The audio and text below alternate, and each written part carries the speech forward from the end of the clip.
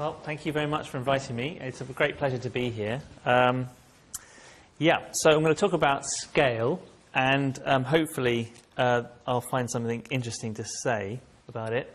And I'll show you some things which are definitely interesting. I've got a little microscope here, which I'll introduce you to later, so we can zoom in on things. But before we zoom in, let's zoom out.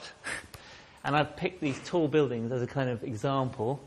So when you're at the top of the tall building, you feel a bit scared, unless you're an acrobat of great standing. And that's different from when I'm standing at this edge here. I don't feel any tension. I can fall down there, and really nothing's going to happen to me. If I fall off the top of this building, I'm going to die. It's really very unlikely, unless I fall on someone, and that person squashes in quite the right way, that I'm going to survive. People have tried. And the thing is, you would have thought, well, okay, that's obvious, isn't it? You're going to, but is it so obvious that you should die when you jump off tall things and not jump off small things? For instance, if you would take a horse up to the top of that building and throw that off, that would too die. It would not just die, it would splat. It's just slightly different from dying. But then if you go the other way and you take your dog up there, your pet dog, and you throw it off, it's quite a cruel thing to do. So there's kind of some other stuff going on there with your relationship with the dog. But anyway, the dog would probably die, but it might survive. If you threw your pet cat off, it's got a chance of surviving, actually. It's got quite a good chance of surviving, and it may even land on its feet. And if you drop your hamster off the top of this building, it is going to survive. It's going to be fine, which is weird, actually. And if you drop your pet spider off, it's not even going to hit the floor. And it may go anywhere. You'll never find it again, that's for sure.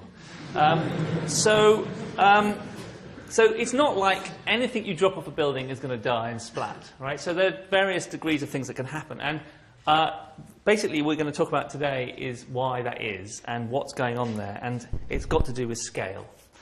And yes, here's another example of a kind of, which is related, which is that ants, for instance, are well known to be able to lift 100 times their own weight and just go and balance along little leaves and go up and down things and toil along with huge breadcrumbs.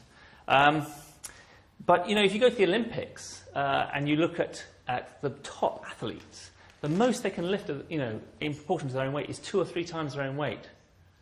So, what does that mean? Does that mean these Olympic athletes are not trying hard enough? They can't even beat an ant? Or do ants have some really super strong muscles which are completely different from the muscles in our bodies? So that's also what we're going to try and have a look at. And before I get into the kind of details, I thought I would just take you on a bit of a tour of scale, because not everybody is that familiar with it. So down the middle here, I've got a kind of a line which kind of illustrates what happens when you zoom in. So at the top, we've got my pet hamster, right? And survived several trips up buildings. Kids are so cruel, aren't they? When I was a kid, as soon as someone told me about this, I was like, I've got to try this. And I took my hamster everywhere. It's like a little daredevil hamster. Anyway, it's fine. So there it is at the top. Now, if you zoom in on the hamster, what you'll see is some fleas on the hamster. And there's a picture of a flea. And then if you zoom in on the flea, you'll see the hairs on the flea. And then if you zoom into the hair, you'll find that that's actually quite a complicated structure made up of different cells and sheaths and things like that. And actually that's what most animals and multicellular life look like under the microscope. Okay, so we're an incredibly complex assemblage of cells. And if you zoom into one of those cells, so here's some blood cells here, you find that they're discrete entities. And here's the really extraordinary thing. Inside of a cell is more complex than almost anything else we know about. It's ridiculously complicated. And in fact, we only know how complicated it is. We just don't know what goes on in there. So these things that we're all made up of are a territory of the unknown. They're the Wild West for science. And of course, the whole thing about what is life is bundled up in there, right? So what makes life and what doesn't make life? That's an open question. No one knows what it is. So people have spent a lot of time exploring that. But anyway, the point is that if you zoom into those cells, you find all sorts of organelles and a nucleus, and there's transport mechanisms. So it's a bit like a city, you know. Things can travel back and forth, the thing can change shape, it can crawl, it produces energy, it gets rid of waste, it communicates with other cells. Huge amounts of complicated things here. And then, of course, if you hit right into the middle of the cell, you'll find some DNA, right? So 25,000 genes, approximately, in humans. And they're the information that kind of orchestrate the situation. Now, there's two very strange things about that. One is that we have less genes than many plants. And a daisy, for instance, has more genes than us. And so that's a bit odd, because you thought, oh, surely the more genes you have, the more intelligent you are, and, you know, the better you can jump off buildings. But no. There doesn't seem to be any correlation there at all. Well, there's a little correlation. So we don't know why that is. And the other interesting thing, which has probably got something to do with life, is that that you have information that travels up these scales, right? So you change a gene down here, either genetically when you're born, you know, swapping around, or some X-ray when you're flying hits a gene, and it'll, you know, so you can get cancer basically. It'll change some cells, and the cell behaviour changes. The tissue then becomes malignant, and you might get a tumour. So that's a bad thing. Or the other way around can happen. You can go into an environment up there, right? So exposure to too many high buildings may actually turn on a gene down here. So you've got information travelling up and down these scales. It is not physically up and down. It's within you and out. You know. So lots is going on right under here. Now the thing is that the non-living side of the world. So this aluminium here and this bit of vinyl and this brick wall, all that stuff has as much complexity as the living world. It's just that you're not so familiar with it, and also it's not alive yet, although that's something that we're working on. At the top in that bleached photograph is, let's say, a mobile phone, and we all know how complicated that is. But if you were to zoom in, you'd find all these tiny little wires and intricate circuitries. And if you zoom into those, you can see these little cogs and wheels and things that we can now make, which are about as small as a human hair. And if you zoom into those, you'll find that actually most of this stuff here, and your mobile phone included, is made of tiny little crystals. So you might think that the crystals are just what you find in those weird shops on the high street with kind of hippies outside them. But no, inside this aluminium, quite mundane piece of aluminium is crystals. This whole building and all the bricks are crystals, and they look like that. And of course, you might imagine that if you could control the size of those crystals and the boundaries between them and the shapes of those crystals, that you could change things like the strength of the building, and it's absolutely true. So that's the whole gig, actually, with material science and kind of pushing forward boundaries, new cars, new speed records, is understanding this very micro scale, which you can actually appreciate. It's the same scale as the size of a cell, which is quite an interesting parallel. And if you zoom into that, you'll find, well, here is an example of a single crystal. It's a very famous single crystal, this one. And it's one which you're all familiar with, or you all use every day, because it's a transistor. So it's a single transistor, and that's how computers work, how computer chips work. So you take a piece of silicon, and you make it into billions of tiny little single crystals, and you can connect them all up, and that's how you get information processing. And that was discovered in the 1950s. And now, as a result of that really one discovery, we've got computers, mobile phones, all of the information stuff around you, because you can control the properties of that one crystal. And if you zoom in a scale slightly smaller than those transistors, you get to this thing called the nanoscale. This is just one example of it. And you have these weird structures at the nanoscale that are they're crystalline, but they have many different shapes, and they can morph between them, depends on the material and the particular system you're looking at. And the other remarkable thing is that they self-assemble. So it's a bit like if you wanted to make one of these structures, you just have to put the atoms into a drawer. Imagine putting cutlery into a drawer, all mixed up. And you put it in the drawer, and you just shake the drawer a bit, and you open it up. Now all the knives and forks and spoons are all neatly separated out, and everything's there, and the napkins are folded. So that's what self-assembly goes on. And that's why everyone's very excited about the nanoscale, because it seems to have some properties that are very surprising and perhaps useful. And of course, it's the scale of the inside of a cell, and so it helps us understand living systems, and it helps us think about what it would be like to make our own animate material, or in my case, self-healing material. And these things down here are atoms, and this is just the building blocks of everything around us, right? So that's the big, well, that's not the big picture, it's the kind of framework. And in fact, I've talked about scale, but it's not the same thing, just kind of showing you static images. So I wanted to give you a feeling of what it is to zoom in on things. And so here we go. This is a microscope. And so I got some bits of moss from outside here, actually. There we go. And you could say just the most mundane piece of thing outside has all these amazing kind of features in it. And you realise how complex even a piece of moss on a brick wall. And can you see that even on this bit of moss, there's these tiny hairs all the way around the back of it. And it turns out that hairs, interesting enough, almost every living organism has hairs, and of all different scales. So there's some very, very tiny ones here on these plants. I've got a bee that I collected earlier. You know what it's like when you see it. They're so beautiful. You see them on the ground having sort of copped it somehow, or having done it. You can't see that very well, can you? Okay, look. Those are the hairs on the... And that's full of really beautiful little hairs which help it collect pollen, help it keep warm, help it do all sorts of things, communicate, sense its environment. I'm going to show you a fly now, which I also found this morning. There you go. And even the fly has these tiny little hairs. Can you see them? Tiny, tiny, tiny little hairs all over it. So in terms of, the concept of a hair is all the way through life. And I'm going to just show you some more hairs of a different scale. There you go. That is my beard hair. Very multicoloured, which I'm very proud of. And actually, my beard is the only bit of me that is quite, hasn't started dropping out or falling off or whatever. Stuff on the top of the head has not been so good. And it's a completely different shape and size. You see those hairs? They don't look at all strong and vibrant, do they? And then if you look at the back of your hand, you'll find a whole different set of hairs. And there's two sets of... Can you see those? See all that stuff? That shows that I've been in the sun too much, and I'm, got to be careful.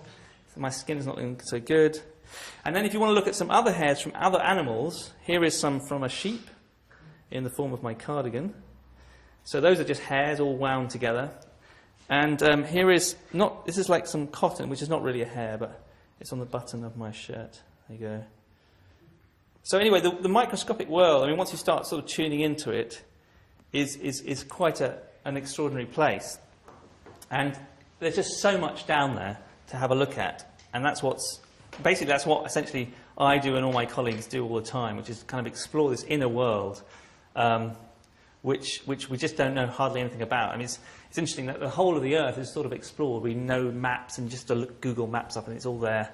But actually, you just have to take it one scale down or two scales down, and we just know so little. So there's a huge amount we don't know, despite the fact that we, at our scale, we've kind of, in a way, seen everything. And you have to row across the Atlantic with one arm behind your back to do anything new. But at this scale, you don't have to. Okay, so let's get back now to the point we were talking about, throwing animals off buildings. And I'm not going to talk about that yet, because I'm going to talk about, first of all, another property of animals, not their strength or their flying ability, but their metabolic rate. Only because this is a particularly old example and a well-known one, and very interesting. And we're going to develop a technique to look at this, which is going to help us later. Okay, so we're going to... This is some real data, okay, where we've plotted log metabolic rate, which I'll explain that in a minute. And down here is log mass, which is just another thing, which is basically how big these things are. And here are elephants and horses and dogs and cats. And they all sit on this one line, okay? So the metabolic rate is somehow related to how big you are. And there's a line there. Now, that's just sort of interesting. So, because biology doesn't seem to have many laws, and this one is not a law, but it's a correlation which many people are fascinated about and try to understand. And it's going to help us in a minute. So let's try and see if we can work out what is going on here. And I'm going to do a model. We're going to make a model of basically mammals, and try to derive a way of understanding this data. Okay, so First of all, let's start off with a circle. It's always good to start with a circle when you're making a model because we understand circles are really simple. No one is intimidated by a circle. It's very unintimidating. So it's a great place to start.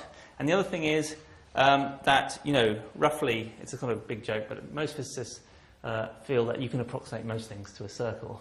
And if it can't approximate it to a circle, you can approximate it to a sphere. There we are. That's a sphere. You have to put that little dot up there. It becomes a sphere. That's a nice thing about circles too. And spheres are very easy to manipulate. Okay, so actually we're going to start with spheres because we're going to talk about dogs and cats and elephants, and we want to build a model of those things. And they're three-dimensional animals. So let's have a sphere. Right. Yeah. Now, we know things about spheres. The area of a sphere is 4 pi r squared, where r is the radius of that sphere. And the volume is 4 over 3 pi r cubed. So we just kind of know those things, and that's easy.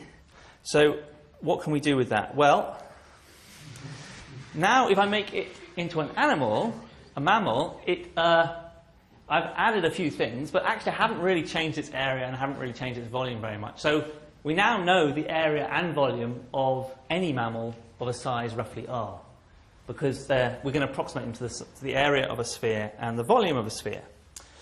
Okay, good. We're making some progress. And of course, later you might want to refine this and sort of try and add on the bits of the tail and the legs and the ears, and the extra eye. Now, what happens is, if you plot the area of our mammals, right? So we're plotting area on this axis, and we plot volume on this axis.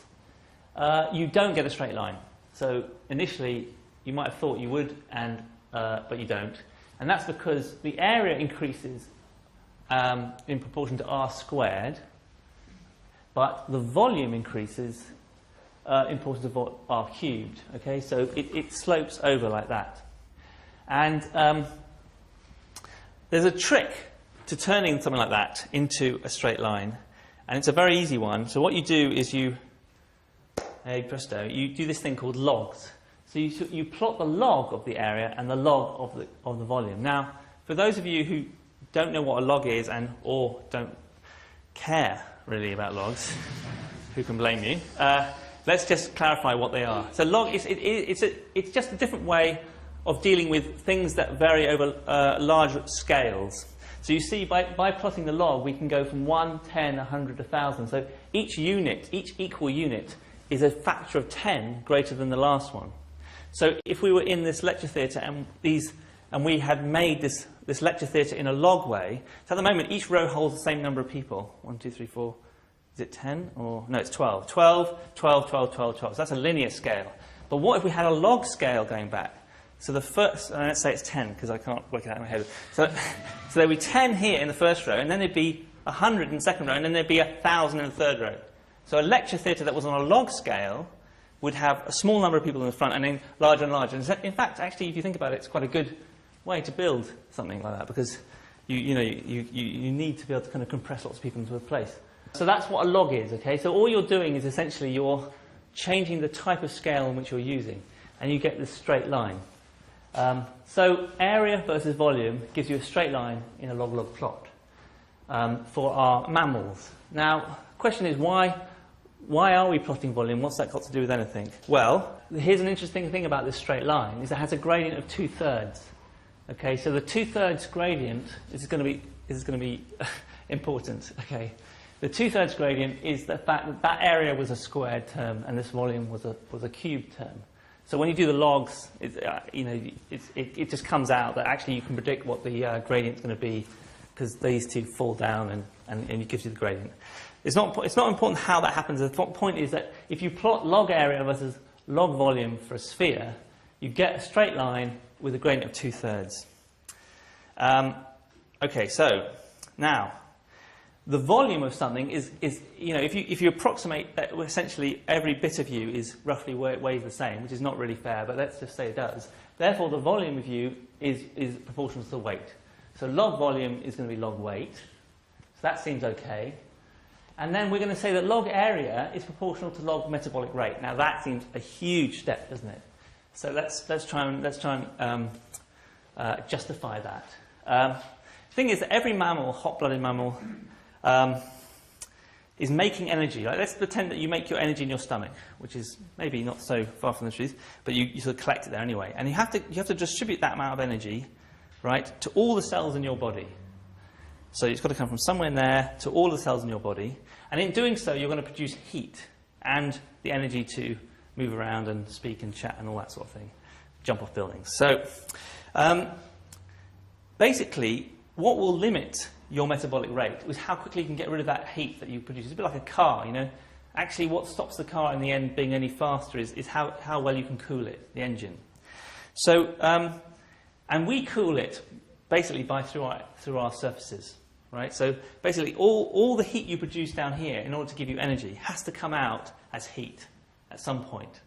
And so, to a good approximation, you can approximate the metabolic rate of a warm-blooded creature like us as being proportional to its area. Because it's the area that's getting rid of the heat, right? So those two things have to equal each other. So what this means is, right, that as you get bigger at the top, right, you are more efficient than smaller animals, right? Because because this gradient here will be 2/3, you use less energy, right? The metabolic rate increases. Well, actually, you can't see it on this graph, so let's go to the real data. So here's the thing: is that we've tried to investigate this phenomenon that we were seeing, and we've got log mass or log weight versus metabolic rate, and essentially it looks to me, right, that we're sort of onto something here, right? We're thinking, well, actually, this whole relationship that we're seeing in nature is just to do with the fact that as things get bigger, their volume increases, their weight increases, and their area doesn't increase as much. Could that be true? And as I was saying before, the funny thing about this thing is this is metabolic rate in watts. Okay, so up here where a human is, look, it's around 100 watts. Now 100 watts is a light bulb, which actually it's an incandescent light bulb which they've just banned. But so it's one of those really, bright light bulbs. So that's the amount of energy you use every day, roughly. All the way through your day. I mean, if you go to sleep, it's slightly different, but actually, your daily activities are roughly that amount of energy. Okay. Now, an elephant uses only about 10 times more than that, right? Its metabolic rate scales with its area, but its mass increases by quite a lot more than that. And if you do the comparison between an elephant and a mouse, you find that the elephant is 100,000 times larger than a mouse, but it's only 10,000 larger metabolic rate. So this is the thing you first notice about this data, which is that why are there large animals in the world? Well, they're more efficient. Life has found a more efficient way of using energy. As you get bigger, you get more efficient. And it's not often people say something positive about getting bigger, is it? But there we are. So that's good. So and if it was just to do with area and volume, then we would expect to know the gradient of that line. We would predict it. And it would be 2/3, right? And what do we find? 3/4. This is a bit of a blow, actually. It's a bit of a blow because you're so close and yet so far. So you, at this point, if you're doing a scientific model, you either just get depressed and go to the pub, or you decide that you're onto something, but actually you haven't quite got it right yet, and you should keep going. So let's do that. But before we do that, let me show you some other, what are called allometric bits of data about animals, because they're quite interesting. So one of which is this. If you plot the log of a heart rate, all right, of any mammal, and you plot it against its mass, you get something which is a straight line, but it's minus a quarter. And these quarter terms turn up all the time in nature. Quarter, or it's a minus a quarter, or plus a quarter, or it's 3/4. And this starts, getting people worried and interested. The other thing is that if you plot log of your lifespan versus mass, you get a plus a quarter. So all mammals, right? So if you put those two together, okay, so your heart rate minus a quarter and your lifespan plus a quarter, what that means is that actually the number of heartbeats in your whole lifespan is a product of these two, right? Heart rate times your lifespan. And one's minus a quarter relationship, the other's plus a quarter. So that means they cancel out, which means that every mammal has the same number of heartbeats in its whole life. A mouse, an elephant, you, me, our dog, unless they are prematurely killed by throwing them off a building, will have the same number of heartbeats in their life, and it's 1.5 billion. So you will have 1.5 billion, give or take, the heartbeats in your life.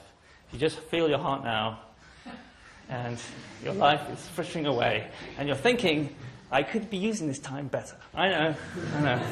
Anyway. That's interesting, isn't it? Anyway, we all have the same number of heartbeats in our lives, every mammal. So you've got something in common with a mouse and a hamster. Even if it can survive large falls and you can't. Here's another one, right? So this is brain mass, log of brain mass versus log of mass, so weight. And again, you get one of these three quarters again. So this is, these things come up all the time, and there's an interesting, this helps you understand another thing about nature and mammals, which is this, that the bigger you are, the less sleep you need. So if you're an elephant, you need 2 or 3 hours sleep a day. If you're a horse or a cow, you need 4. If you're a human, on average, it's 8. And if you're a cat, it's 14. So you always see cats lying around on the sofa being really lazy. And it's not because you're feeding them cat food so they've got nothing to do, they don't have to hunt. It isn't that. It's that even in the wild, they have to sleep that much. Okay, so they're not being lazy by hanging around on the sofa. They have to sleep that much. And if you keep going down, like mice need 16 hours sleep, a bat needs 20 hours sleep. So why is that? Why should you need less sleep if you're have a big brain, and more sleep if you have a tiny brain? It's no one knows the answer to this, by the way. And as I was saying before, there's so much we don't know. Neuroscience and consciousness and all those sorts of things is another area where people are zooming into the brain and trying to understand it. And this is one of those kind of facts which kind of, it's there, it's out there, but people can't quite work out why and what is going on. And I can answer your questions about that at the end, because there are some hints which I can talk about. But anyway, so where do these quarter terms come from? That's a 3/4 term, that's a quarter term, that's a minus quarter term, that's a 3/4 term. So where are they coming from? And it's not just volume versus area for all these things, because that's 2/3. And these things matter. 3/4 is different from 2/3. It's close, but it's different. And so how do we understand that? So a group of physicists got together and decided they were going to try and do a bit more sophisticated model, not just a sphere. And one of the things they wanted to kind of investigate was, well, you've got this metabolic rate, so you're distributing energy and nutrients from one place to the whole body, and that usually happens in networks, right? So this is a photograph of a lung. So this is getting oxygen in and out, and you can see it's a branching network, a kind of almost like a fractal-like network. It's not exactly, well, there's some aspects of fractal. That's about it. And if you look at the blood supply all over your body, all these blood vessels actually are branching networks. So all mammals, and in fact it turns out most living forms, have branching networks that distribute energy and nutrients, and they take away waste. And in fact it's not just animals, but it's also plants. And it's actually it's a very, very common feature in all living organisms.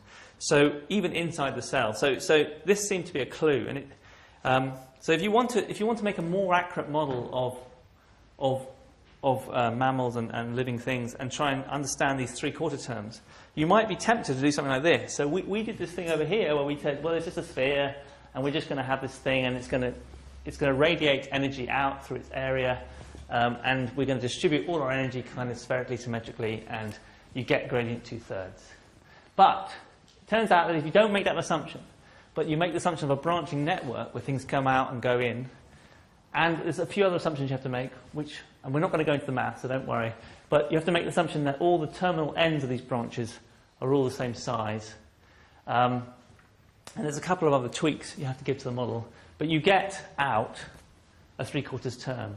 So basically, it's not a hugely different model than one we do, and it's a hell of a lot more math. And I think if you're interested, I would encourage you to go and look this up. I'll give you the reference at the end, because it's not impossible to work through it yourself, but it's just we haven't got time now. So that gives you sort of confidence about thinking about scale and being able to understand what's going on. And that was an example with the living world. What I want to now talk about is kind of what, if you take those principles and you take them and you try to create new things, how can it help you or hinder you? And I'm going to give a few examples. One is this rather kind of trivial, or maybe it seems like a trivial, the invention of Velcro. So, I mean, we all have stuff with Velcro. You have bags and you have jackets and you have sometimes shoes.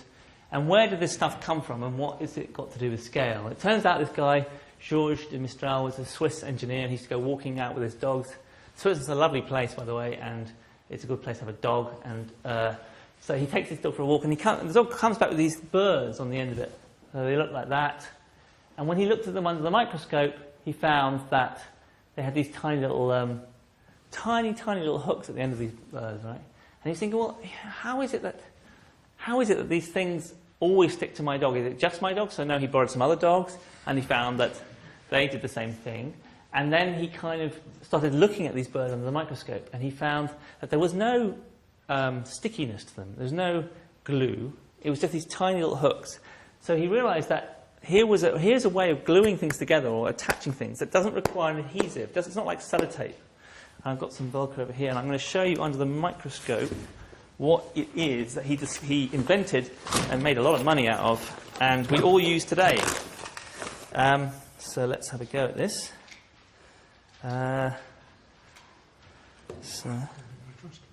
Yes, good thinking.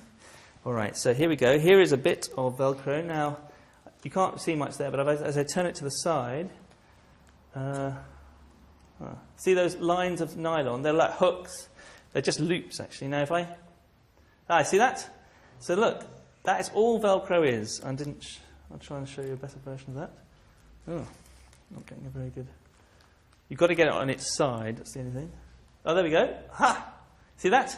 Now that's it. That's Velcro. I mean, it's just a lot of it. A very, very, very lot of it at a very small scale. And you can see how they made it. They've just threaded through loops of nylon, and then they've got some machine to cut them. Can you see how they're just... There, see? See how they just cut? So it's actually really low tech, which is, of course, the way to make a lot of money. And see all that bits of kind of mush in the middle? That's the other side of Velcro. The other side of Velcro just has to be like a dog's hair, right? So in this case, it's not a dog's hair, but it's very black, this Velcro, actually. I'm quite surprised. You can't see it at all, can you? Let me try and just get it. Oh, yeah. See that? So it's just like some hair, although this is nylon. But this hair here on my cardigan should work just as well, right? Because all Velcro is doing is it's locking in, and you only need 1% of them to work, and you get a very large. So if I push that onto there, yeah, you see it, and that's it. So you just need one side that's like the dog's back, and the other side is these tiny little hairs. So that is genius, isn't it? Really, and that's the invention of Velcro. And it really comes down to this thing that if you have a lot of things, at smaller scales, you don't actually have to have a lot of things working. A lot of it cannot work. You just have to have enough percentage of it working for you to get a very, very good and secure adhesive mechanism. And here's a kind of going one stage further on the kind of theme of sticking, but not having anything sticky. So you've all been on holiday and you've been sitting there feeling like you've eaten the wrong stuff, and you're lying on your bed and you're trying to read the book, but you feel a bit ill and it's hard to read when you're ill.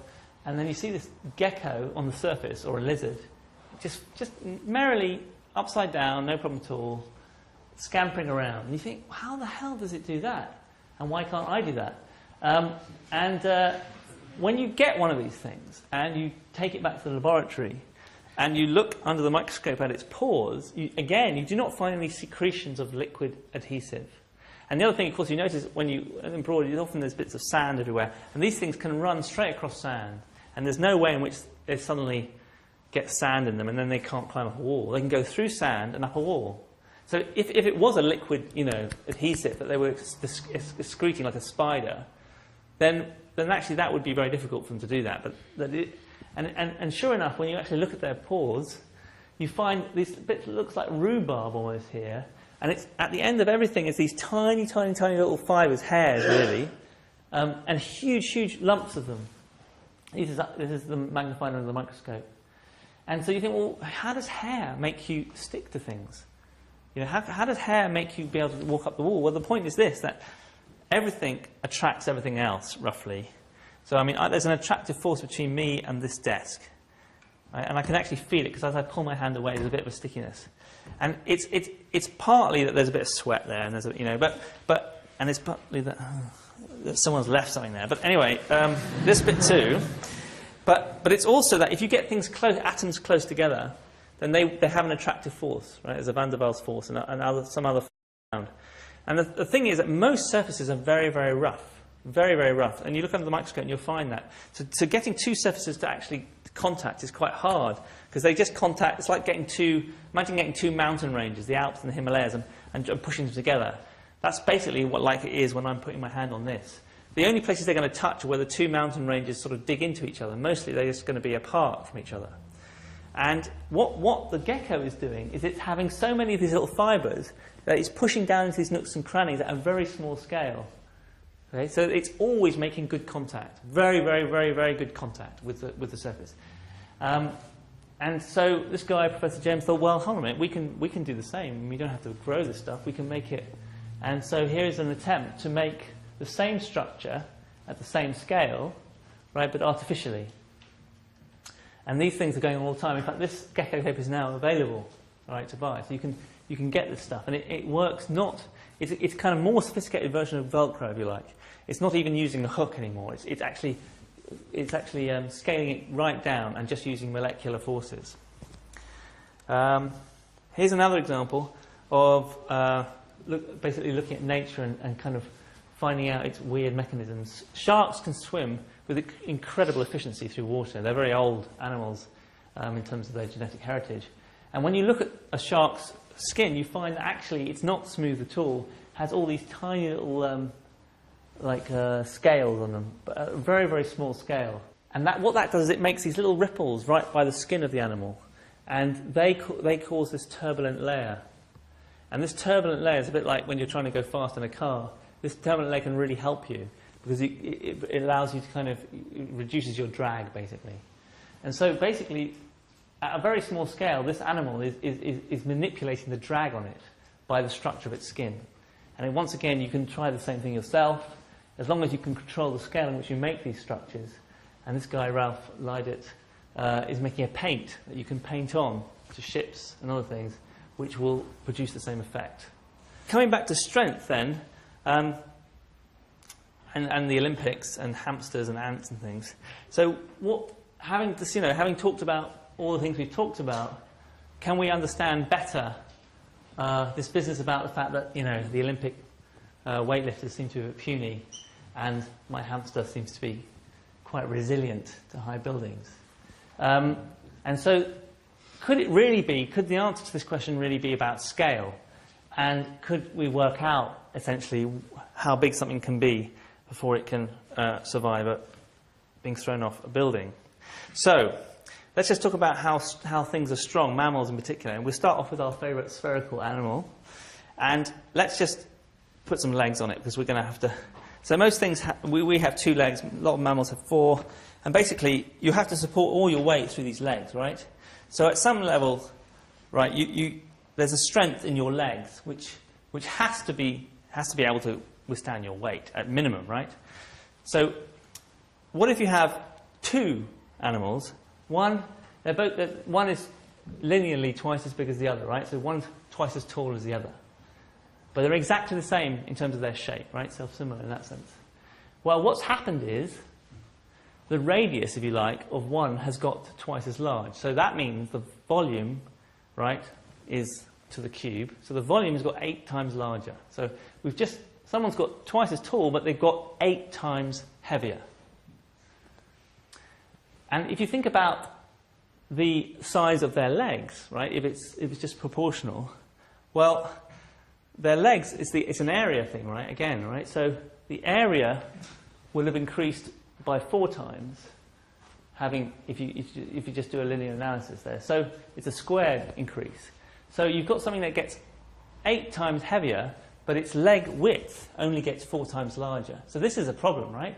This means that if you just keep increasing your size, so if you take the Gulliver's Travels analogy, I mean, just scaling you up but keeping everything the same is a real problem for you. You'll collapse under your own weight.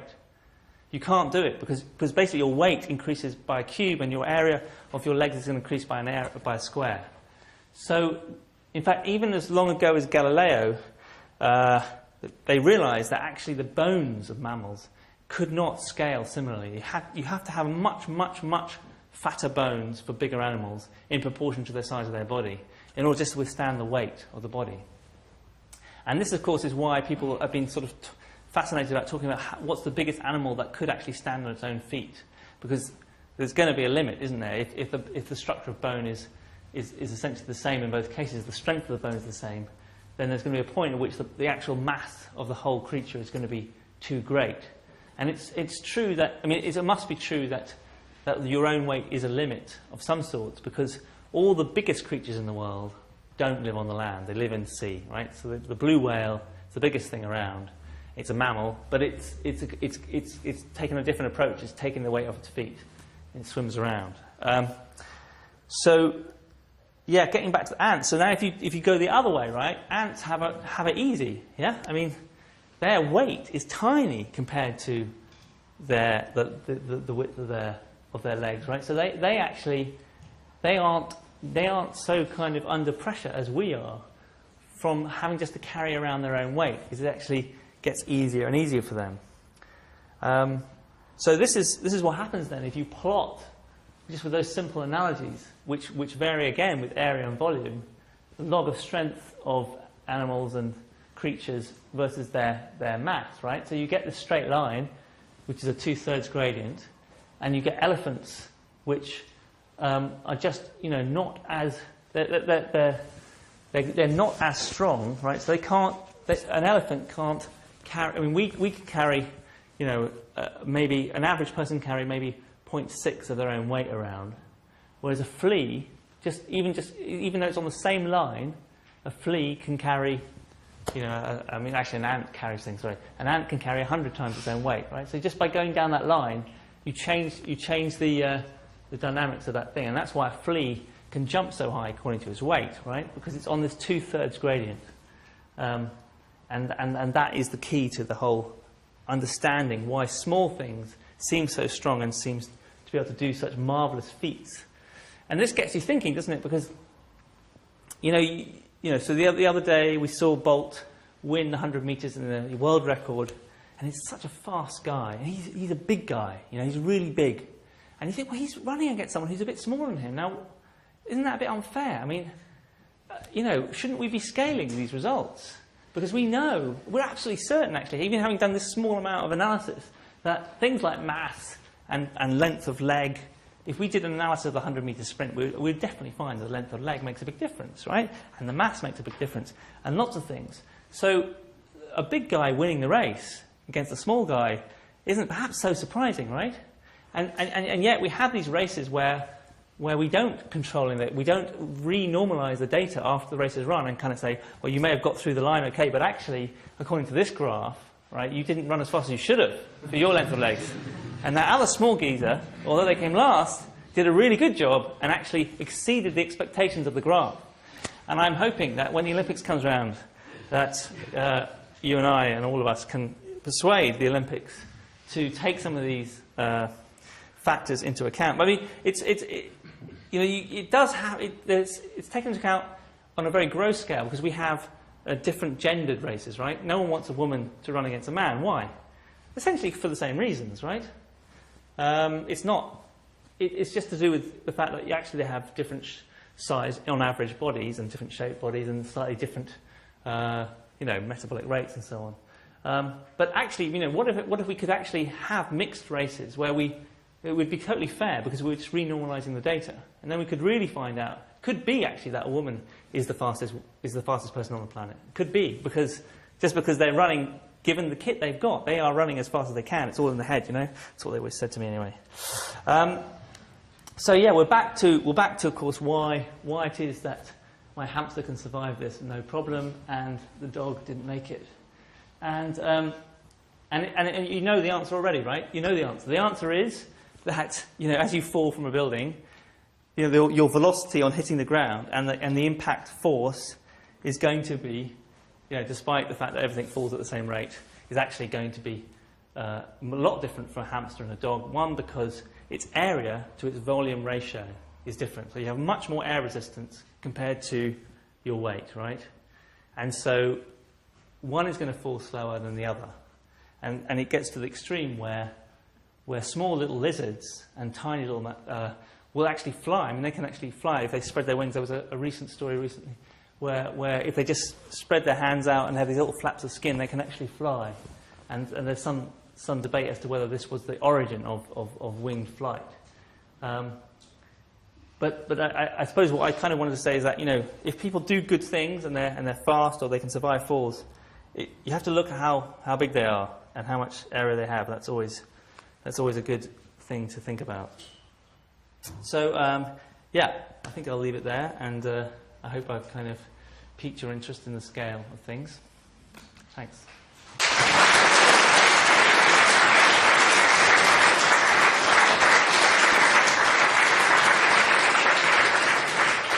Going back to the graph of the log metabolic rate against the log of the mass, taking into account the problem of heat loss, that, as I understand it, imposes a lower limit on the mass of a warm-blooded animal. And that limit, would that be roughly the size of a small shrew? Yeah, so it's not quite sure whether... but basically, and also the sleep limit is also another one. I mean, it needs, as you get smaller and smaller, you need so much sleep that you actually can't do your daily activities. But yeah, there is a lower limit in terms of the amount of... whether basically the body plan and that thing works. And actually, I didn't plot the other data, but the other data has been plotted for different types of living creatures. So for kind of, you can plot birds and you can plot, and they go down much smaller actually, and they're offset on the intercept, but they have exactly the same gradient. So, is the gradient that you had in terms of, various gradients that you showed, is that independent of the order of the animal? So whether it's a mammal or a reptile? So as I was saying, that different data sets exist for different ones. There's lots more on mammals than there is on, but I didn't show it all. But if you look it up, you'll find that actually there's a whole range of different, birds, lizards, and the 3/4 metabolic rate versus that's the big one. It's called Kleiber's law, and that one seems to go across the whole animal kingdom and the whole living spectrum. Yeah. How far away from the lines are humans in terms of log body mass to right? Yes. Are we special in that sense? That's a good question. And actually, we're not so special there. One thing we're not so special in terms of this kind of thing, this metabolic rate. But we are clearly more special in terms of brain mass to mass ratio. So in fact, we have an appreciably larger brain mass for our mass compared to monkeys and gorillas and things like that. That is where we seem to come out special. Although, and then the other bit of related data is some people have done some analysis on the brains of dinosaurs, because there was some theories that dinosaurs went extinct because they were sort of too stupid, because they had really small brains compared to the size of them. But when you plot them on the same data as other lizards and related animals, they're just normal in their ratio. So if lizards can survive with that ratio of brain size to mass, it doesn't seem so unreasonable that dinosaurs should survive. But yeah, different animals have different ratios of those things, and we're big-brained. Bit of a tangent, but you mentioned about all living things having like a fixed, say, approximately fixed number of heartbeats in their lifetime. Yeah. Presumably that's some like average or resting heart rate. So you hear people sometimes quoting about, people have a fixed number of heartbeats in their lifetime, so that might be a bit of a payoff between being fitter, lowering your average heartbeat, and exercising more as raising it, and then you waste it. Is that a kind of distortion of what you were saying? Yeah, I mean, these things never really apply to an actual individual. They're always kind of so averages. When people quote that, do you think they're just more maybe distorting what you were saying earlier? Yeah, I mean, there's no truth in that because there's so many other factors for each individual. One thing that is true that seems to kind of really work is that if you starve animals, they live longer. And so if you can cut back on lunch, there seems to be, like, definitely the body seems to go into some state where it kind of doesn't do all sorts of other things, and therefore they have longer lives. So they've done the experiments with mice and rats and things, and if you starve them, they live a hell of a lot longer. So again, it wouldn't be, you couldn't guarantee that if you stop eating, you will live longer, because you're an individual and there must be lots of other, but on average, if we all starved ourselves the next year, we would on average live longer than another lecture theatre full of people who just stuffed their faces. You know, you're saying how the hamster would survive. Is that because it would have a lesser, like, velocity when it hit the ground? Yeah, sorry, I didn't actually talk about the actual dynamics of hitting the ground. But yeah, I mean, essentially, it's exactly what I was talking about here, is that I survived this fall, not because the same physics isn't happening, it's just that I hit this, I don't hit terminal velocity, and my terminal velocity, in the case of a building, would kill me on impact. Whereas the terminal velocity of a hamster is quite low. And as we were saying with the strength stuff, they have stronger, they have a lot more, you know, like the ants, they have a lot of strength in their body compared to their weight, right? So they get two bonuses, right? They hit the ground, you know, slower, and they have this, you know, proportionally stronger bodies for their size, as it were. On one of the graphs, sorry, could you flick through the graphs? There's a distribution where, that one, thank you, where roughly all the animals seem to have, all the animals you put in there seem to fit into a small band, so not so many very small or very large ones. Is that just because you took only a range from that area, or because that there's some optimum ratio of log mass to log lifespan? Okay, so actually what I didn't get to is the slide where I got all this data from. I'm glad you reminded me of that. So these data takes a long time to accrue, and you get different data sets because actually someone has to go and measure all these things. And so different biologists and zoologists have done different sets. So I think in this case it's really just because it's actually quite hard to get this data out, and so I'm not sure, I'm not expert enough to know the significance of that bulge. But if you... Most of this data is in this book here, Scaling Why Animal Size is So Important, and you can, it's a fairly old book now, and it's been brought up to date by this guy called Geoffrey West, who's the guy who's been doing the this branching networks theory. Well, he's with other people, but he's kind of quite well known for it.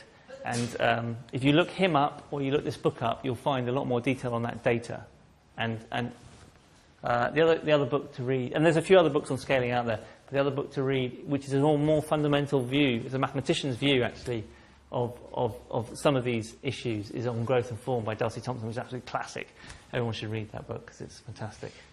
And there's some quite nice stuff on the web. If you just do Geoffrey West and scale, there's quite a lot of nice, just very journalistic articles about this stuff, which goes over to what I said. And it's